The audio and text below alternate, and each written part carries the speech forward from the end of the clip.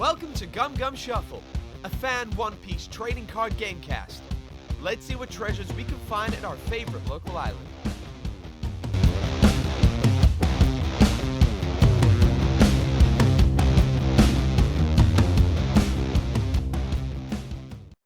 Hey everybody, welcome to our first episode of Gum Gum Shuffle, dishing up decks with Sanji, where we're going to do a deck tech overview of one of the decks that I've been playing at my locals here. Kennedy Ock, one of your hosts. We're going to be talking today about an OP01 Zoro build that I've been churning around that's been pretty fun to play. Now Zoro is by far one of the most popular decks in the OP01 meta, and I don't expect that to go away when OP02 comes out, so pretty excited to see where this deck goes, but we're going to build things around a specific strategy. So the general strategy for this deck is to take advantage of Red's really strong counter suite.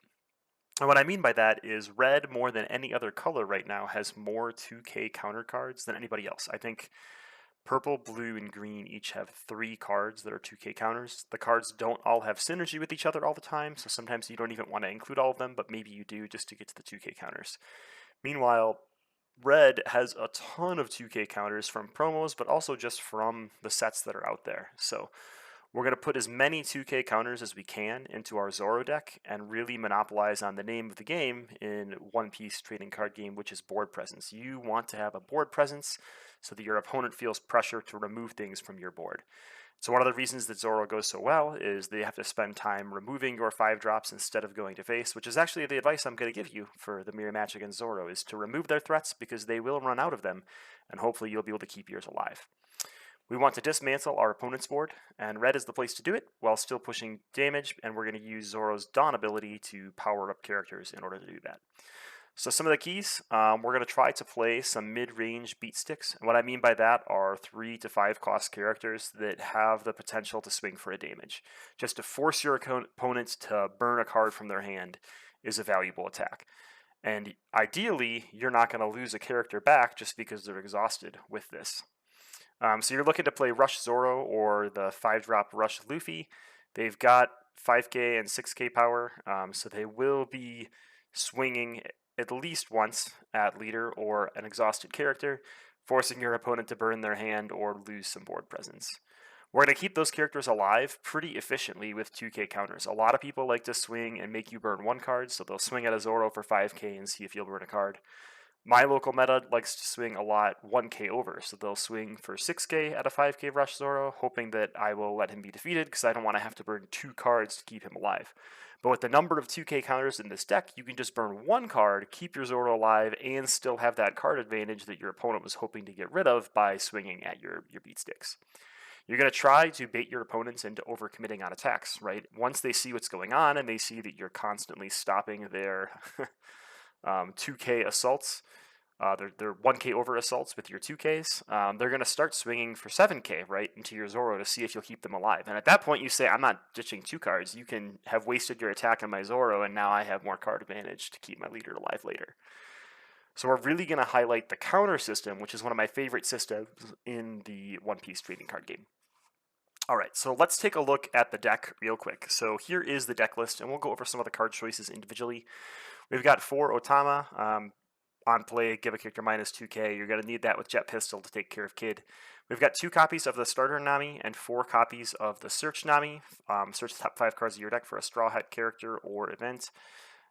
Those are the search Namis are pretty necessary, right? Just to make sure you find things. Most of the time I'm grabbing a rush character with that search Nami, but at the same time you can play a search Nami and grab a 2k counter because there's so many of them, and that can help out a lot as well.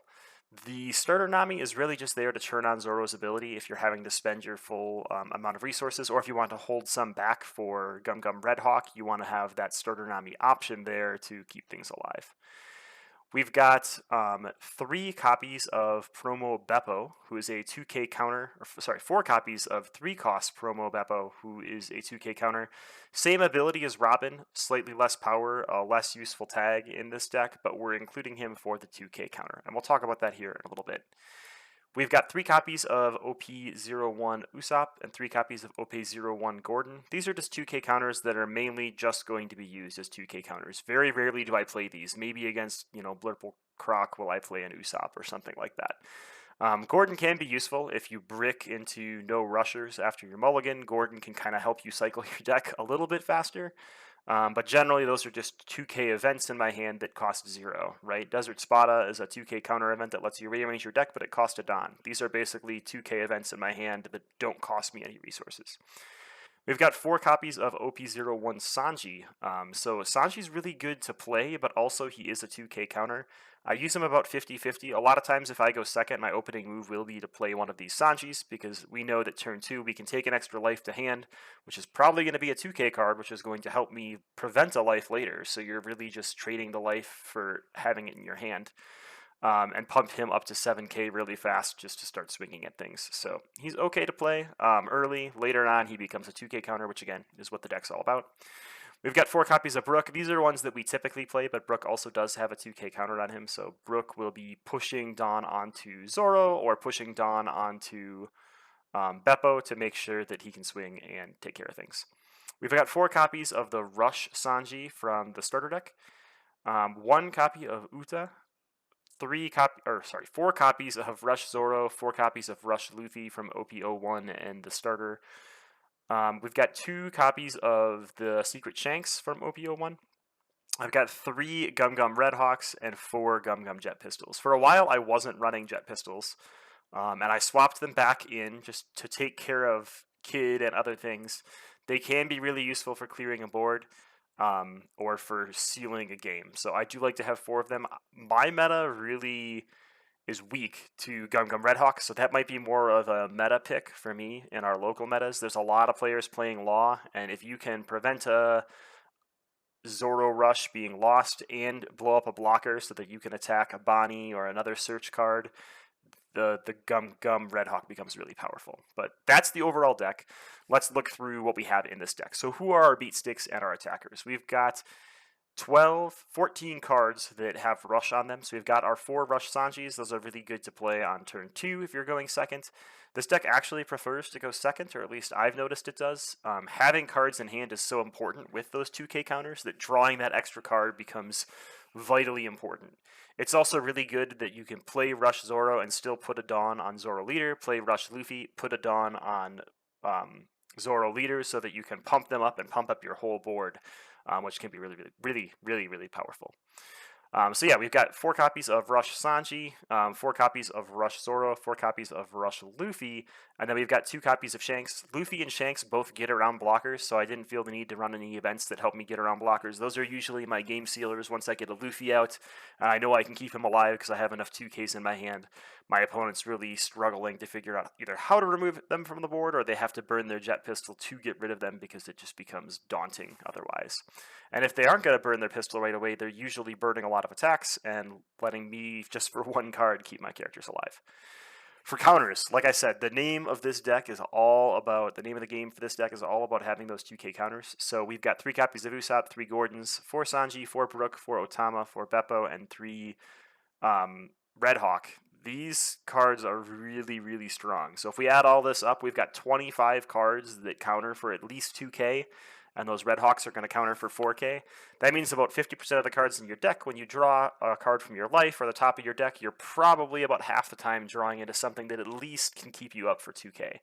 So again, this deck works really well and is really sneaky when people are swinging for 1k over to try to remove your big beat sticks. Eventually they'll start swinging for 2k over, and typically I let my beat sticks die then. I don't feel like sacrificing 2 cards to keep my Zoro alive, because I'd rather reserve those counters to keep my life up when I'm trying to seal the game, although sometimes, depending on the board state, it does make sense to burn 2 2k cards. So 25 cards that can counter for 2k or more. Eventually, all the colors are going to be there, so this is the only chance we have in the meta to run a deck that has more counters than everybody else. And just quickly, I wanted to go over the 2k counts that exist in the game at the moment, including promo cards. So currently in red, there are 7 characters that are also 2k counters, so that's up to 28 cards you could put in your deck if you include 4 copies of each. In blue, there's 3 characters, that's only 12 cards, purple is 4 for 16, and green is 3 for 12. Now it is important to note that we do have multicolor heroes already, our multicolor leaders, so a red-green Law or Luffy deck could have up to 40 cards that are 2k counters, and a blue-purple Croc or blue-purple Kaido deck could have up to 28, plus all of your events on top of that. So we're rapidly getting to the point that multicolor decks can already compete with the 28 cards you can get in red in just a monocolored deck, but because of Zoro's edge advantage, I prefer running this with the 5 life count in Zoro. I thought it'd be worthwhile to mention, this deck has no blockers, but that doesn't cause a huge problem for it in the current meta. We could include the likes of Chopper for blocking, but at the moment I prefer a steady stream of 2k counters. We can avoid an attack for about the same card cost from hand. When you're looking at card advantage in your hand, you pay 1 Dawn and put Chopper on the board, and that foretells your opponent that you're probably going to have a block.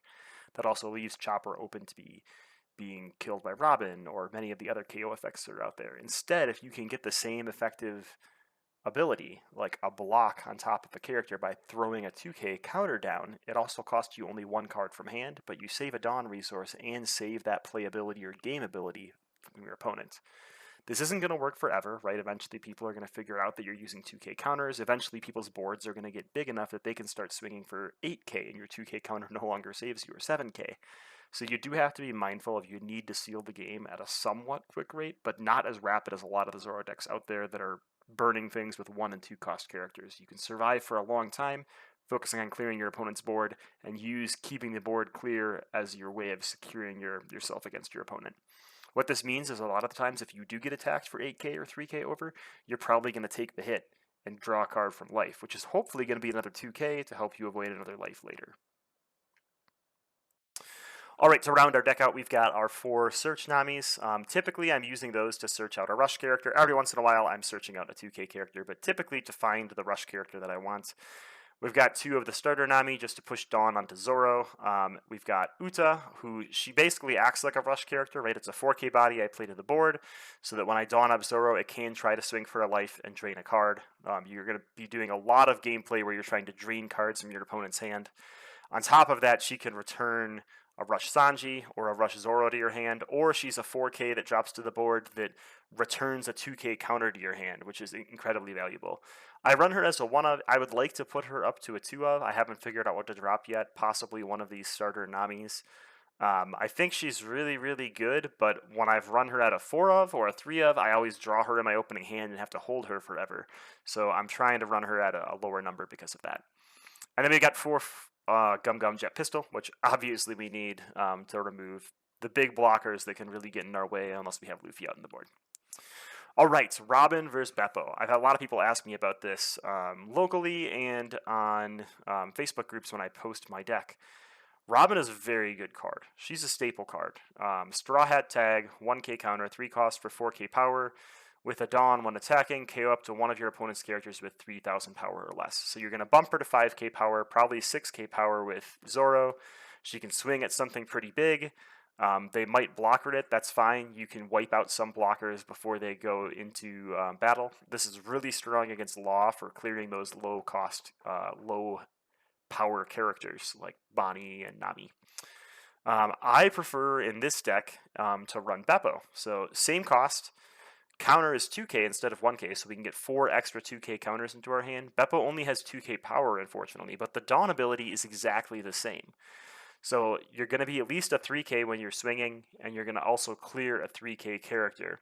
Now the tricky thing is to declare an attack, you have to be able to like have equal or greater power. I don't think you can just take a 3k power character and throw it at your opponent's leader. So you're going to have to Dawn Bepo, Dawn Zoro, and then get 1 more K on Bepo to be able to swing for life. A lot of times, if my opponent has something exhausted, I'll try to clear that with Bepo. The big problem I have with running Robin is she gets played in about half the matches. So half the matches, she's a 1k counter versus a 2k counter, and since that's the deck that I'm kind of building, I went with Bepo.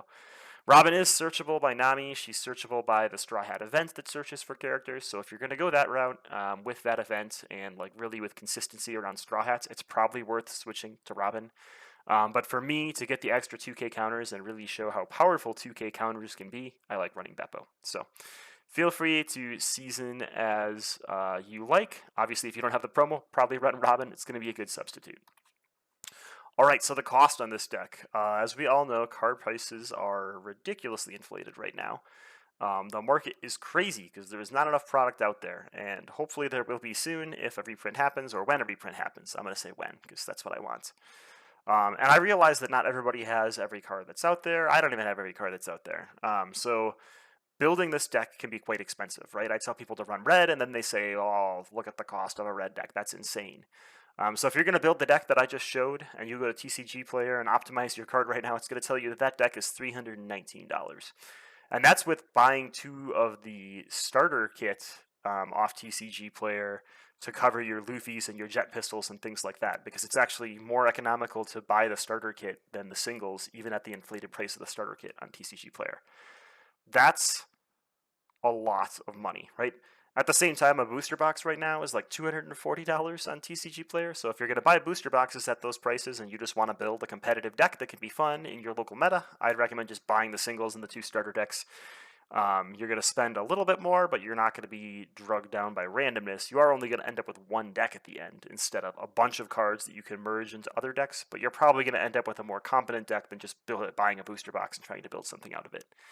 If you're on a budget, and this is not like that good of a budget, but it's a budget compared to the $319 cost of the main deck. There are 6 cards you could swap out. Your deck's going to be a little bit not as strong, which is fine. I don't think that's a big deal, right? Especially if you're playing in locals like me. But it's going to be almost $200 cheaper, which to me is probably worth it. So if you don't want to spend $319, but you want to run a deck that has the same flavor, a lot of 2K drops with some Rush characters, you can drop those 4 Rush Zoros for 4 Cavendish. So Cavendish is a 5K 4 cost that when you play them, you can add a life from your life stack to your hand to give that character Rush. Obviously, a 3-drop with just flat Rush at the same value is probably better. At the same time, there is something to be said with drawing that card from your life with Cavendish to help you keep Cavendish alive. Zoro doesn't give you that. You have to depend on having that card in your hand already.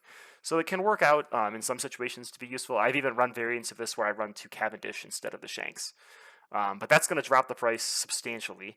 You can also drop those 2 Shanks for 1 more Usopp and 1 more Gordon. You're going to be up to 27 2K counters, so you'll definitely get the feel of what it's like to counter and frustrate your opponent as your characters continuously live for a much reduced price. So if you make those 6 swaps, your deck's going down from about $320 to about $136.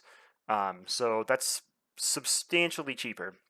At the same time, especially with the Rush Zoros, those cards are going to be good for the life of this card game. So I'm not saying you should go and pay any inflated prices, especially if a new printing is coming. You'll probably be able to get those for cheaper or buy the new printing and experiencing opening those cards in booster packs. But if you're going to make an investment right now, something to invest in is the non-alt Rush Zoro, just because it'll be useful now, it'll be useful later. You're never going to be sad that you have that card in your collection. So deck costs approximately more than a booster box. You can make some swaps to make it about, 60% the price of a booster box, which I like seeing, so that makes me pretty happy. All right, matchups with this deck. So I've played this deck 4 times at locals, and I've played against a lot of different deck types. My locals is very Law heavy. Law is a tricky character to play against because he can get a lot of efficiency and a lot of economy real fast, right? He can swap a Robin for a 5-drop Law, and then swap another Robin for a Rush Zoro, and now for 2 resources, he just got a 5-drop and a 3-drop that can rush onto the board, and he can just wreck your day. So versus Law, and in a lot of your matchups, this is kind of a weird Zoro deck. Speed is not your goal. Usually Zoro decks are dropping 1-drops or dropping Rush characters and trying to swing for life before that character dies. Here, you're going to keep those characters alive. So you do want to swing with your Rush characters when you play them, right? Rush is baked into their cost, so you may as well take advantage of it. But you don't necessarily want to swing for life against Law. Law players need to have 5 characters on the board to thrive, and they're going to run a lot of 1-drop searchers in order to do that, a lot of 1-drop blockers. So don't give them extra cards in their hand until you're ready to really engage in battle. So focus on clearing the board. Use Red Hawk, use Bepo, even use your Rush characters to attack their tiny little blockers or their 1-cost searchers if they choose to search. It really will choke the Law player up when they can't get to those 5 characters. So you want to keep how many characters they have on the board limited. You want to target those little characters or bigger characters if you can be sure you'll take them down. A lot of really good Law players will start not searching unless they have a blocker on the board as well. And that's fine. You can still attack that exhausted search character. They'll block with their blocker. So you can attack their character with Sanji, and then you can attack their searcher with Zoro, and all of a sudden your board is a Sanji and Zoro, their board is nothing, and they have a bunch of 1-drops in their hand as they're trying to get to 5 cards, and you can overwhelm them. So pretty good matchups against Law for me so far. Kid is one of my harder matchups. You want to see a Rush Luffy to deal with all the blockers. Green has a lot of blockers and a lot of exhaust. So you are definitely going to want to see a Rush Luffy to bypass those blockers and keep that Rush Luffy alive. Otama plus Jet Pistol is going to be your 8-drop Kid solution. I don't think you can build a deck in the current meta without having some idea of your 8-drop Kid solution. It's one of the reasons I like Shanks, is Shanks can go after that Kid, force him to burn a couple cards from their hand, and then maybe you can Otama and Jet Pistol. Definitely even Otama and then Shanks in is also totally an option. You can rush a bit here. You kind of want to drain them of cards, and they're going to be playing blockers as they build their way up to an 8-drop Kid and then try to double tap you with their leaders. So you can rush them a little bit. Just make sure you're constantly putting pressure to drain their hand as well, and clear their board as much as you can, because you don't want them to have enough attacks. If they have 3 or 4 5k characters out and you exhaust your Zoro, they can attack him 3 times and burn 3 cards from your hand while you try to keep him alive, and you never want to spend that many cards to keep a character alive. Beware the leader double tap. It can drain your hand real fast. And this goes for all green decks, right? Not the double tap, but using the promo King of the Pirates events to give your character plus 5k. When that leader swings for 10k, it's real tempting to burn 3 2k counters, and sometimes it'll win you the game. But typically, if I can take a big attack to gain a card from life, and then use 2k counters one at a time to save attacks later, I'd much rather do that. So beware the Kid double tap. Kid's leader ability can be real nasty. Combining that with 8-drop Kid can be a real tough matchup. You do have strong characters, though, so don't be too fearful, right? You can definitely drop an Otama, and then Zoro with a Dawn on leader Zoro lets you swing at Kid. And if you swing enough times at Kid, you're probably going to get rid of them. Sanji's a great Kid killer, too. For just 2 costs the turn before, you can jump him to 7 cost at the sacrifice of a life, and then plus a Dawn on Zoro puts him to 8, so he can swing at Kid, and you can start draining your opponent's hand. I played against a lot of Dofi. Board control is key here again. Dofi doesn't have a very good matchup against this. It's got a lot of bouncing to hand, but you have a lot of characters you like to play from hand, and if they're going to bounce a 2k counter to your hand, gladly you'll take it back, right? You don't mind. You always want to kill the free character that Dofi spawns, right? They spawn a character exhausted, not ready like Law. So let's punish them for that. Let them spend 2 resources so that you can clear their character and show your board dominance, and it really pushes through. And the mirror, you're going to run into a lot of Zoro mirrors. Most of them aren't going to run as many 2k counters as you are. So again, speed doesn't need to be your goal. Let them deal the first 2 to 3 life if they need to, right? They can really hit your life stack with their rush characters and just keep clearing their rush characters. They're going to run out of them eventually. It's going to be a tight game if you wait too long to get on the offensive, but at the same time, if you can clear the rush characters and they're stuck with a bunch of Namis and Choppers on the board, you're going to have a field day. So take your time, build a board presence and remove their board presence, and then try to optimally use your 2k counters to avoid life when you can, but not early on. Early on, take that 2 to 3 life to build a hand size just to make them fearful of attacking. And always remove Zoro's attackers. That's pretty key. So record with this deck at locals. I've taken this deck 4 times with small 2 to 3 card tweaks, like the number of Utas and the number of rush characters. And so far it's gone 3-1, 4-0, 4-0, and 3-0. So the 3-1 was my first locals tournament with constructed decks.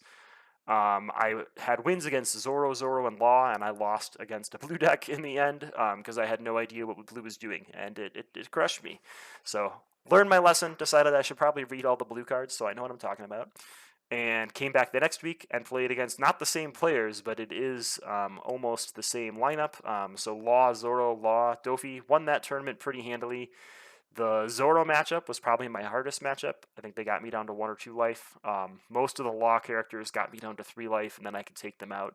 And the Dofi became no problem once I learned out how to play around the bouncing and remove his economy, really.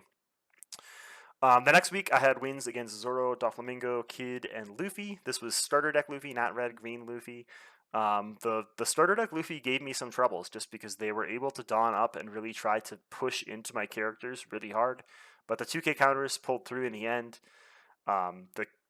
There was no Law in my tournament bracket this week, which is surprising because Law is so popular in our meta, but I think we just got paired against other people.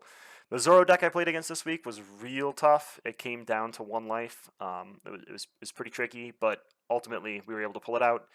And then last week, or 2 weeks ago, I played this Zoro deck as well, and it was with Doflamingo, Law, and Law. And it was 2 Law battles back to back, and they were both real tight.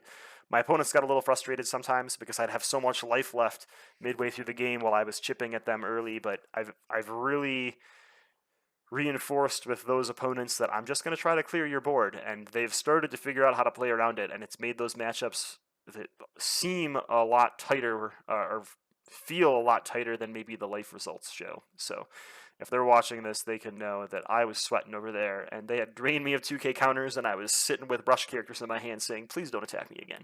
So decks worked out, but it was some pretty tight matchups. So that's the record I've had with locals. I've kind of retired this deck for locals for OP01 season because I want to learn the other colors. So we'll be talking about those in future dishing deck techs with Sanji episodes. But this is the deck that I've been playing pretty successfully, Red Zoro.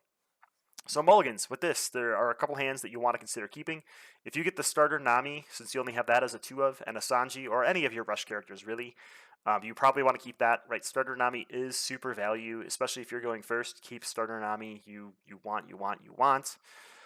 If you draw into any of your rush characters and 2 to 3 2k counters, that's pretty much a keeper hand, right? Because you can get to that turn where you put the rush character down. You have 2 to 3 cards in hand to keep that character around, so you can get 3 to 4 attacks out of your rush character, and it's really going to put the pressure on your opponent. Also, if you get an OP01 Nami and any rusher that's not Shanks but don't have that 2 to 3 counter threshold because you've gotten some events or something else in your hand, that's still a keepable hand because Nami can search out a ton of different 2k counters, whether it's Brook, Usopp, or Sanji, to get you up to that 2k counter threshold. Hands to put back, hands that you want to mulligan. If you get 4 to 5 2k counters and no rush character, it's going to be a long board start. You do have, right, 14 rush characters ultimately, or if your one rush character is Shanks, but it's going to be a long time, and if you don't draw onto those rush characters, it can be real frustrating. If you have 3 rush characters and no 2k counters, those rush characters are going to die, and that is going to destroy your deck because you need to have 2k counters and the rush characters to keep them alive. Also, if I draw 2+ events when I'm only running 7, that means I don't have enough characters in my hand to be really successful. Sometimes, if 2 of those events are Red Hawks and I also end up with a rush and 2 2k counters, I'll keep it. But typically, 2+ events, I'll mulligan back unless the rest of my hand is basically perfect. All right, spicing it up. What if you want to change this deck a little bit, right? Everybody wants to make each deck their own. Here's some things you can do to change up the deck depending on your local scene. If you want to really rely on Nami's search ability, that 1-drop OP01 Nami, you can drop 3 Gordons and 1 of your Shanks for 4 promo Luffys. I only have 2 promo Luffys, so I can't do this yet, but I'm excited to try it. So this promo Luffy is a 2k counter. They're a 3 cost for a 3k with a Dawn 2 ability to give them plus 2k. So if you can get 2 Dawn on the Luffy, you've got a 3 cost 7k character because you're paying that second 2k or 2 Dawn on your next turn. That's really strong. If you also drop 4 Bepo for 4 Robin, you're now going to have 44 cards in your deck that are searchable by that 1-drop Nami. That's really good. That means it's almost impossible for you to look at the top 5 cards of your deck and not find something that Nami can take. You are decreasing your 2Ks just a little bit. You're losing 3 2Ks total because you're gaining 1 in that first line, and then you're losing 4 in that second line. But ultimately, it still probably works out to show off the counter ability and counter mechanics in this game. Another thing you can do is drop your 3 of Red Hawk and grab 3 of Janbei. I really like Janbei, especially in blocker-heavy metas. If there was a lot of Kid in our meta, I'd probably consider this. One of the variants I ran had 2 of this in there just to get around blockers and seal the game. Since you have this built into Luffy with enough Dawn and a mini version of this built into Shanks, you've got some blocker like workaround viability. You've also got Bepo to remove low power blockers, so you're pretty okay against blockers, but if it's a blocker-heavy meta, it can still be problematic for Zoro and Sanji. So having 2 of this event, again, it's searchable by Nami, can be really, really strong, so a cool thing to try out. Another one that I've tried out recently was dropping the 3 Red Hawks for 3 promo Law, and then dropping 4 Bepo for 4 Robin. So now Robin comes in as a 4k character, you put a Dawn on her to make her a 5k character. She goes swinging at a 5k character that Law has made a 3k. It adds up really quickly. So you can usually remove 2 characters with Robin pretty consistently while building 5Ks up on your board to continue putting pressure on your opponent's hand, and it just works out for days. So those are 3 little variants you can try out if you want to try deviating on this deck a little bit. Let me know in the comments below if you've tried this deck out, if you like the strategy of just flooding your opponent with 2K counters, and what you think is going to happen when OP2 and OP3 come out, and we really have, every color being able to run this many 2K counters. Thanks for tuning in as always. This is Gum Gum Shuffle, Kennedy Hawk here. Let's see what the local treasure is at your meta. Thanks for listening to Gum Gum Shuffle. If you like this content, be sure to like, subscribe, or comment on this video. If you have a local scene or deck you'd like featured on the channel, send the information to gumgumshuffle@gmail.com or fill out the survey in the video description below.